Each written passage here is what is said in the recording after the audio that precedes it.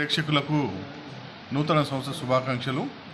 ఈ కొత్త సంవత్సరంలో ప్రజలు ఆయురారోగ్యంతో ఉండాలి మరియు వారి సుఖ సంతోషాలతో ఉండాలని ఈ ఛానల్ ద్వారా తెలియజేస్తున్నాము.